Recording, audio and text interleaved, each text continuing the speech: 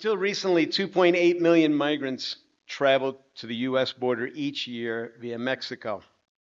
About 12,000 per year sought shelter at Abba House in Celaya, a center that typically offers migrants a temporary safe space to receive food, shelter, clothing, medical attention, and legal counseling for their journeys. Abba House has accommodated more than 80,000 migrants over time. The Abba House is the only shelter in the Americas which specifically assists people who have lost limbs on their journey to reach the U.S. border. In fact, it's a premier amputee rehabilitation center in Mexico. Abba House is now created a cultural center for human rights, a transformative new shelter to provide long-term housing to asylum seekers, including amputees. Supporting Abba House is the Latin American Relief Fund, a nonprofit 501c3 U.S. charity. Today, LARF board member Careen Shannon will be joining us to provide an update on what's happening in Mexico due to the U.S. government's current stance on immigration. Careen is a member of the board of directors of the Latin American Relief Fund, which also funds Abba House. Before moving to Mexico, she was a New York-based partner in an international firm that specialized in immigration law. Careen is also a co-author of a series of annually updated immigration law handbooks and treaties for nearly 20 years, and was also the adjunct lawyer professor who taught immigration law for over a decade. She is also the executive producer of a documentary film, Los Abogados, which tells the story of asylum seekers at the U.S.-Mexico border from the perspective of a group of women immigration lawyers who fought for their rights. Please help me welcome her to the podium today.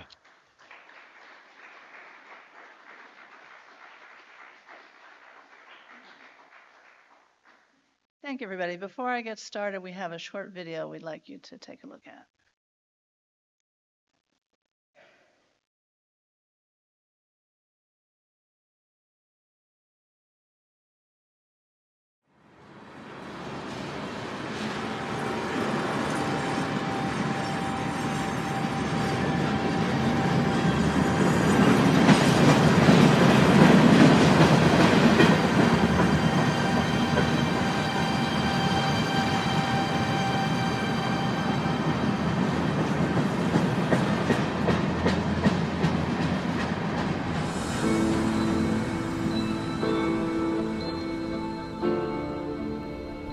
Cada momento que nuestros hermanos migrantes vienen y tocan las puertas de este espacio, nosotros los recibimos. Este es el primer contacto que tenemos con la población.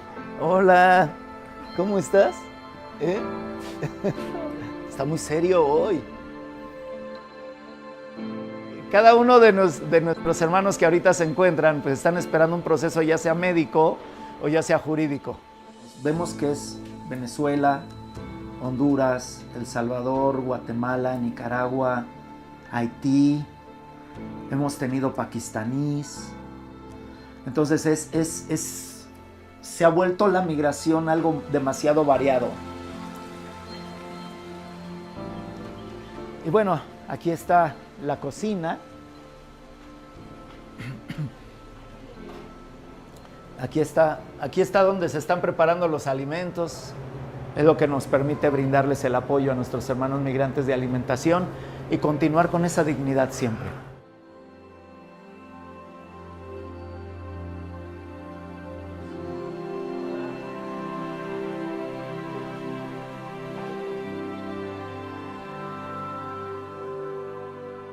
Son varios duelos en toda la ruta migratoria, porque a lo mejor ahora perdí una parte de mi cuerpo.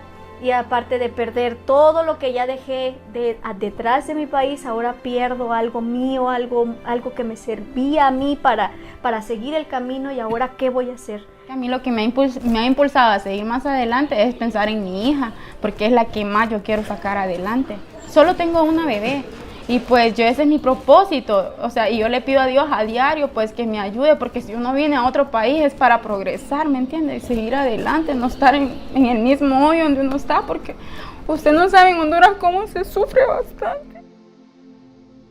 Entre las mujeres la situación de violencia sexual es demasiado alta. A nosotros nos sorprende mucho que ellas desde que salen de su país se inyectan un método anticonceptivo porque saben que van a ser violadas o porque saben que en algún momento van a tener que pagar por su cuerpo, con su cuerpo, por seguridad, por comida. Mi pareja y yo decidimos salir de nuestro país. Como le digo, visionando un mejor futuro. Extraño casi todo, porque la verdad aquí no tengo nada, solo me tengo a mí, mi pareja, las personas que nos ayudan y a Dios. Yo la verdad no pensé que estuviera abierto aquí, que iba a poder entrar a descansar, no pensaba, porque en los albergues de más atrás los ha cerrado la policía, que solo va uno, come y para la calle. Y aquí pues yo vine, entré, descansé, he comido, me regalaron un par de zapatitos, porque los otros que traía ya estaban. Gracias. El brindarles la comida de la manera más óptima, el brindarles las necesidades que pueda brindar el albergue, desde decirles si no quieres regresar a tu país y saliste huyendo, se te puede ofrecer que se te inicie el trámite de refugio en estas instancias, o si requieres atención psicológica también puedes platicar con la psicóloga, o la atención médica también puedes tener atención médica en nuestro albergue. Número 1, no criminalicemos al migrante.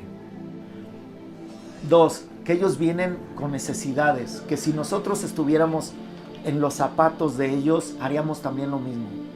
Tomaríamos nuestra mochila a la espalda, nuestros hijos, nuestra familia, y también migraríamos por un beneficio, por protección, por un mejor desarrollo para nuestros hijos. Agradezco a la Casa Migrante que siempre los apoya con comida, con ropa, zapatos y pues medicamentos para nosotros cuando nos enfermamos.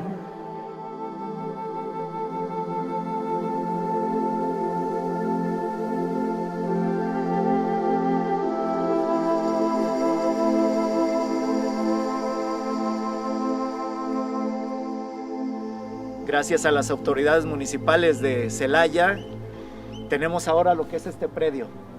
Este predio que, con la visión que tenemos, junto con nuestros buenos compañeros como LARF, Latin American Relief Fund, queremos construir un espacio nuevo para nuestros hermanos, un espacio digno.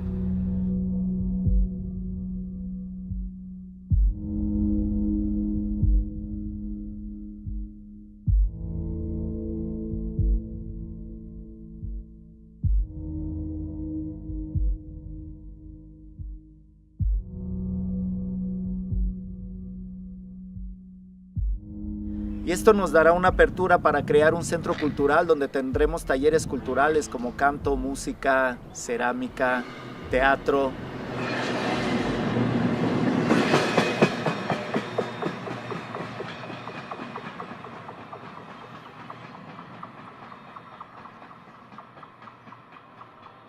Y agradeciendo de antemano de nuevo a todos ustedes que hacen posible la ayuda para la existencia de Casa Aba, porque si también ustedes ponen su grano de arena, si no fueran ustedes también, Casa Aba también no existiría, ¿entienden? Y pues le doy gracias porque pues si yo me hubiera ido para Honduras, pues no hubiera tenido nada de lo que yo tengo, porque ya tengo mis prótesis y pues mis niños también, gracias a Dios. Gracias a Aba y a todas las personas que hacen esto posible. Muchas gracias.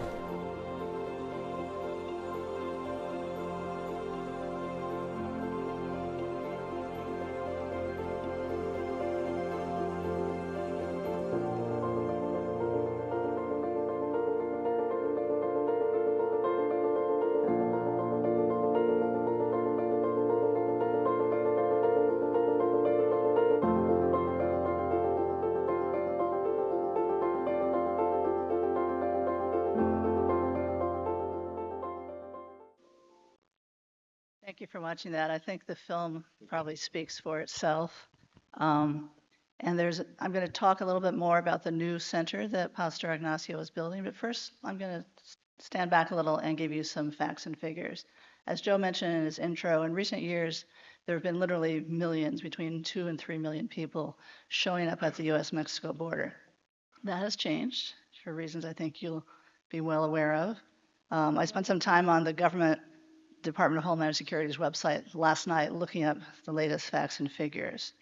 For the fiscal year 2025, which began October 1st of 2024 and ended September 30th of this year, there were approximately 100,000 what they call Southwest land border encounters. In other words, Border Patrol officers encountered people at the border, either trying to present themselves legally or trying to cross without authorization. There were approximately 100,000 encounters in each month of October, November, and December of 2024.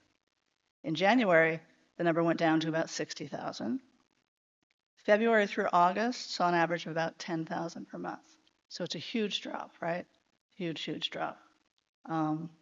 So while there were about 2.5 million encounters per month on average in 2022, 2023, 2024, to date, this fiscal year, we don't have the figures for September yet, but so far, 430,000 total came to the border in this fiscal year. So it's a huge drop. But migration hasn't stopped, right? So the question is, where did all these migrants go? Well, a lot of them are right here in Mexico, and there are various reasons for that.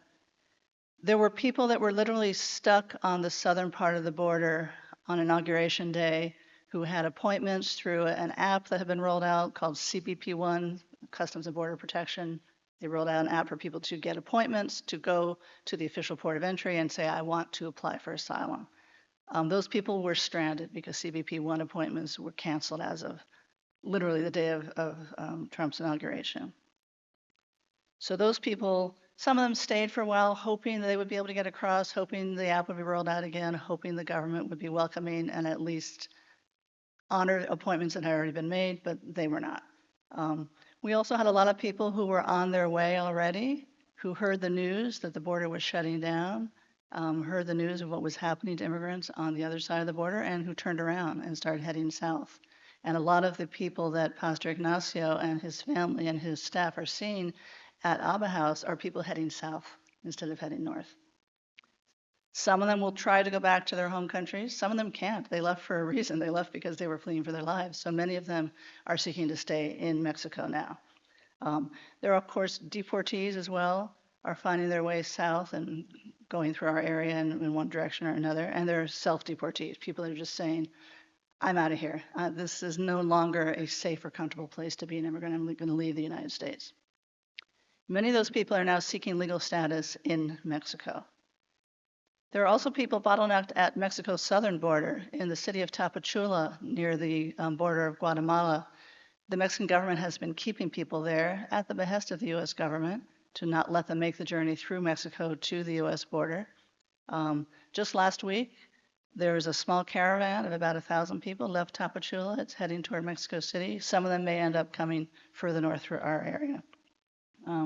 And there may be other caravans that follow. And you all know caravans just basically means people walking thousands and thousands of miles trying to get from one place to another.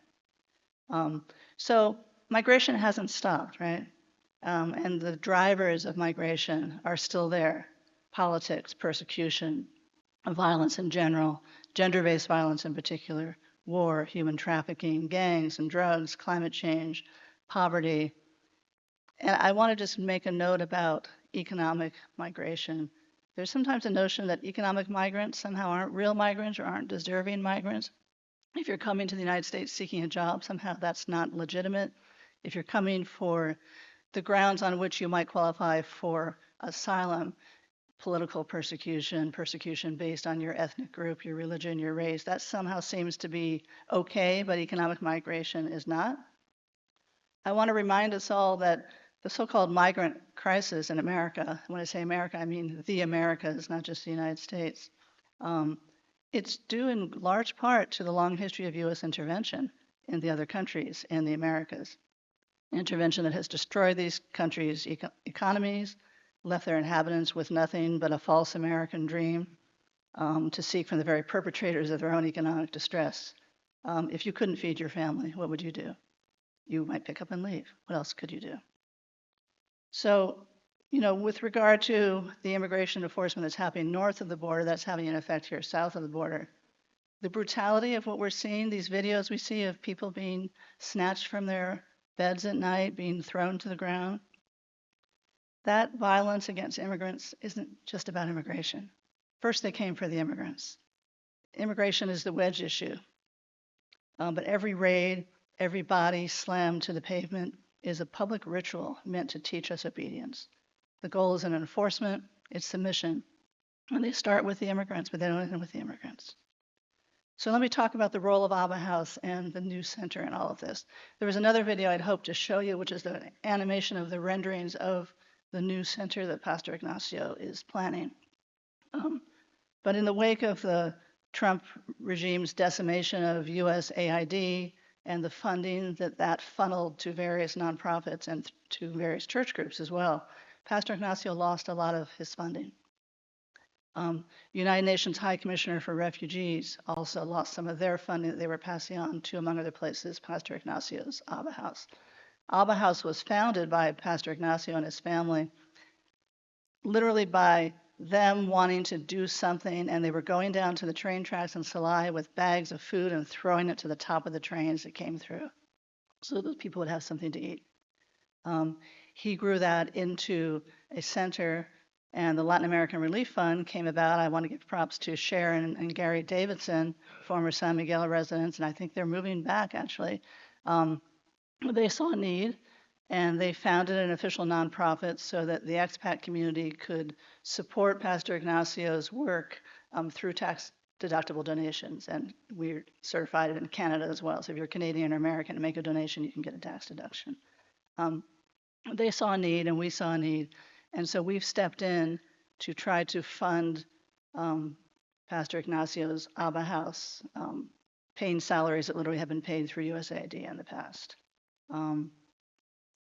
Currently at Abba House, even in this time when migration seems to have stopped, it really hasn't. There are currently 22 full-time residents, 5 of whom are in the amputation treatment process. There are also people, at least 5 amputees on the waiting list because the first floor at Abba House is full and they can't move into Abba until they can get a room on the first floor. You saw in this video the big open courtyard. When there's been overflow, there have at times been 200 people at Abba House. There are only beds for about 20 or 30 people in those dorm rooms. So they were literally wall to wall, door to door with mats on the ground, helping people that were passing through. That's not sustainable. So even if a migration flow ebbs and flows through this area, there will always be a need to help migrants. And Pastor Ignacio, who founded Abba House, was fortunate enough to be granted a piece of land from the city of Celaya, so nobody had to pay for that land. And the Latin American Relief Fund is now raising money to help build this new shelter. So when finished, the shelter will fulfill Pastor Ignacio's dream to be able to provide at least 3 types of assistance to migrants. First, what he's doing already at Abba House, which is short-term shelter and services to anybody who shows up at the door for at least 3 days and nights. The new center will start with 12 units, which will each hold 4 to 8 people. And once fully developed, there should be capacity for 96 residents in the new center. So it's a huge expansion. He also will continue to provide medical care to migrants who sustain injuries during their journeys, including people who've lost limbs from falling from the train usually. But the larger vision is to create a long-term shelter that provides medical, social, and legal services to migrants seeking to obtain lawful status in Mexico. And that's what a lot of people are deciding to do now. They recognize that they're not welcome in the United States. Mexico is extending humanitarian status. Pastor Ignacio is now a lawyer as well, and his daughter's in law school. So they're a full-service family there. So they're now helping people with the process of applying for asylum in Mexico, getting work permits, getting residence permits, and that all takes a lot of time. So that is part of the vision of the new center, that people can stay there while they're going through that process until they get their legal status, get job training, and can be on their own in the community. The other vision with the center is not only to provide services to migrants, but to provide services to the Mexican neighbors in the area where the shelter is being built. So there'll be vocational training, educational. He has, a vision of artistic training too, let people learn ceramics, let people express their creativity. Those kinds of workshops will be open to the community as well. So those services will include educational, vocational, related training. When the caravans were flowing through Celaya, 2-3 years ago, there were often 200, 400 migrants in Ava House. But I want to make clear, make no mistake, that although the current U.S. administration has successfully and illegally managed to shut down the border and impede asylum processing and shut down refugee,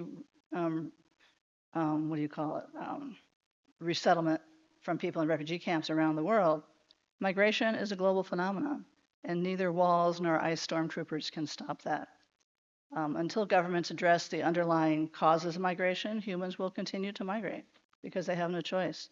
And Mexico, in turn, is transforming itself from a transit country to a country of resettlement for many migrants. So that's my brief spiel. Basically, Mexico, as I say, is transforming. It is no longer just the roadway from point A to point B, but it's a place where people are choosing to stay. In a lot of ways, it's easier because most of the migrants are coming from Latin America, so they already speak the language. It makes it easier to integrate. And the new center is in a neighborhood they did kind of some focus groups, and then the neighbors are very much in favor of the new shelter in the neighborhood, which is important because you want community input and community buy-in when you create a shelter for migrants. So I'm here to answer any questions you might have about the situation in Mexico, about Ava House, about the new center. Thank you for your work. I'm from the San Diego-Tijuana border area, so I've seen this up close my entire life. My question to you is, do you see an increase in both Mexico and the United States identification of migrants as gang members as an illegal mechanism to keep them from migrating? Absolutely. What they do in the United States is they often use tattoos as a proxy for identifying somebody as a member of a gang. And that terrible case of Kilmar Abrego, who was sent to the Gulag in El Salvador, he had tattoos that were not gang tattoos.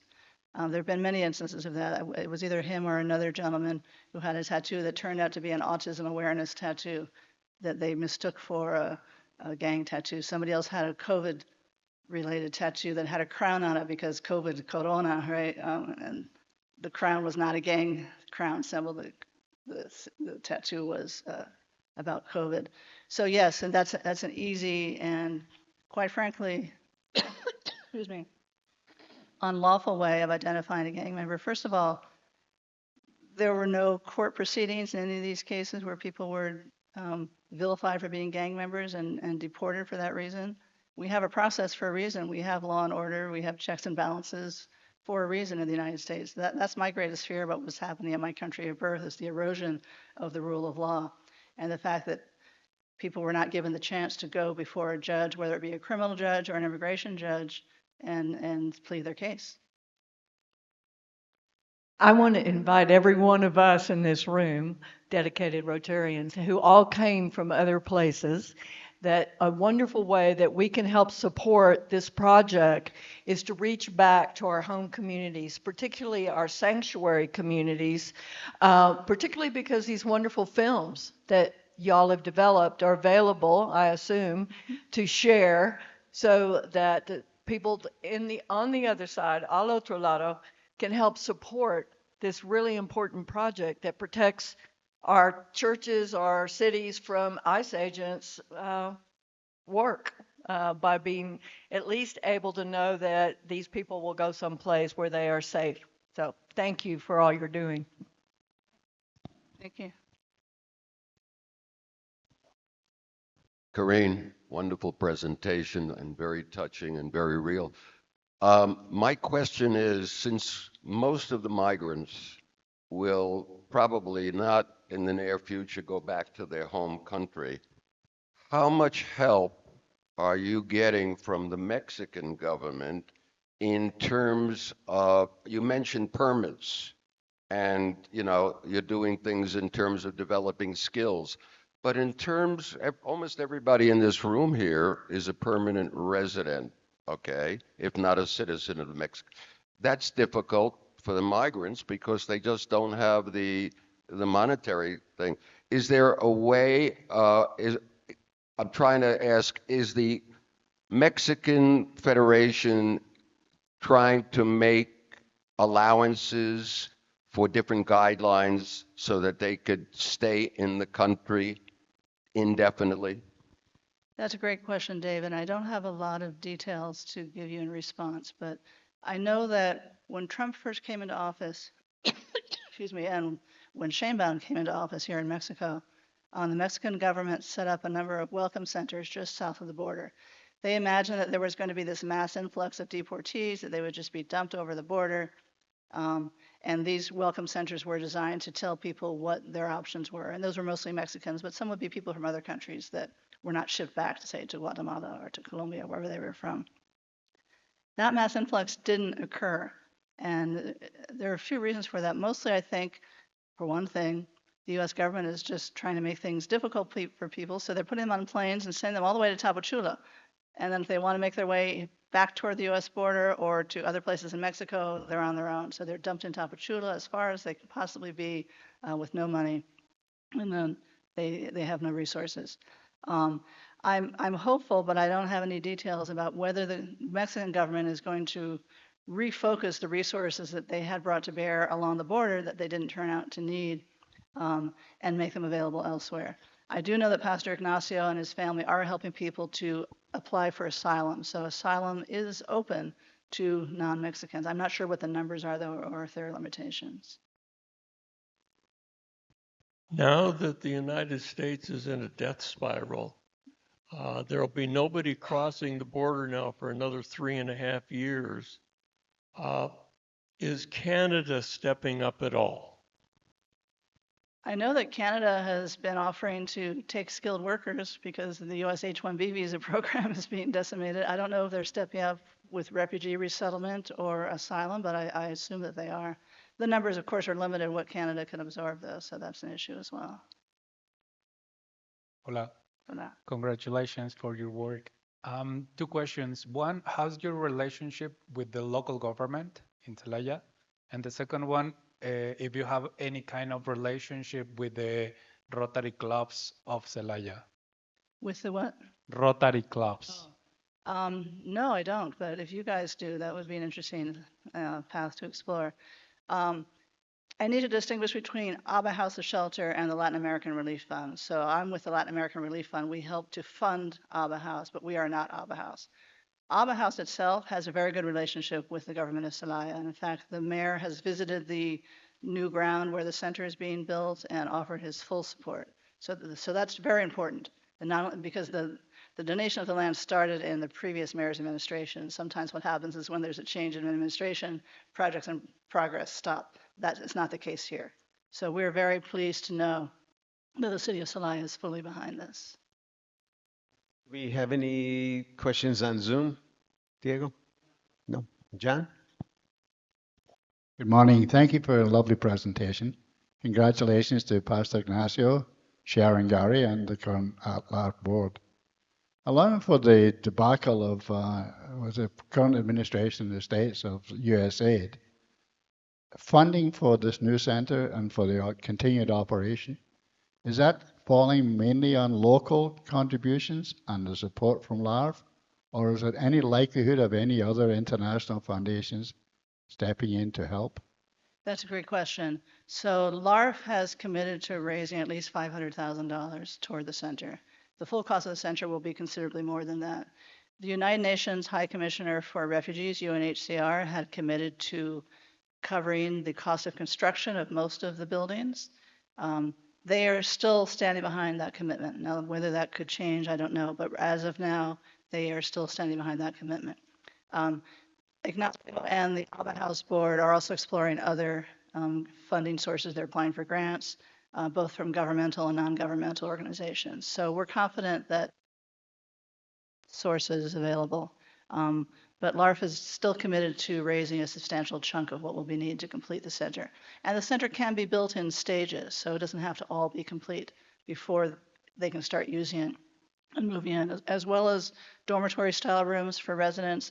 There'll be a clinic on site.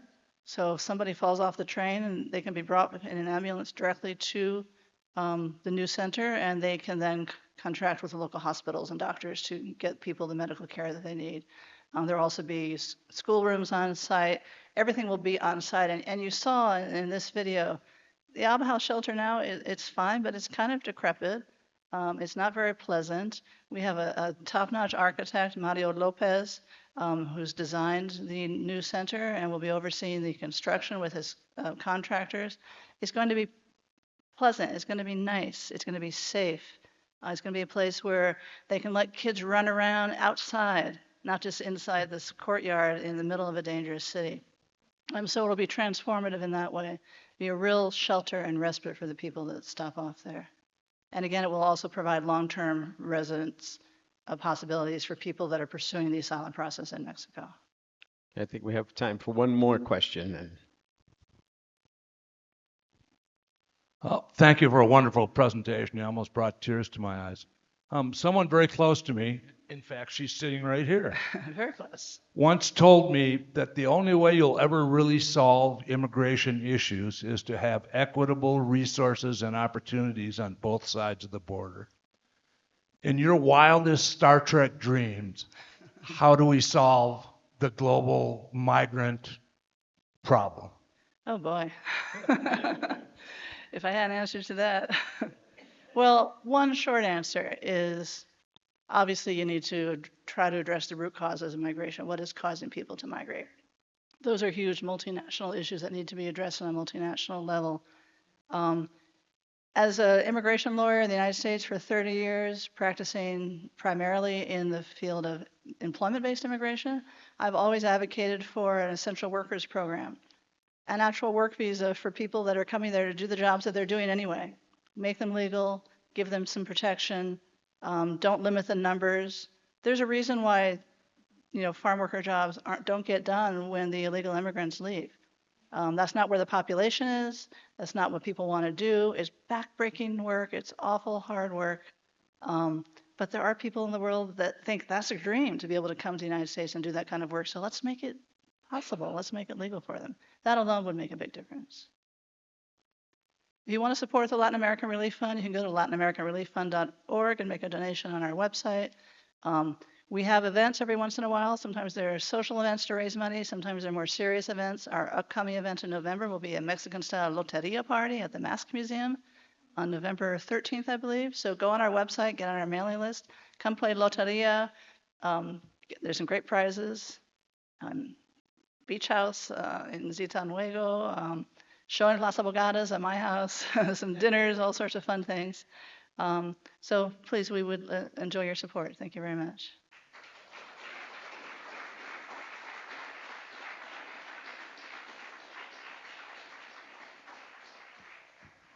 Careen, thank you so much for all of the very important and compassionate work that you all are doing. And this is just a very small token of our appreciation for your being here this morning. It's a very important topic, and we really appreciate all of the work being done by Latin American Relief Fund and the Alba House. So congratulations and good luck to you.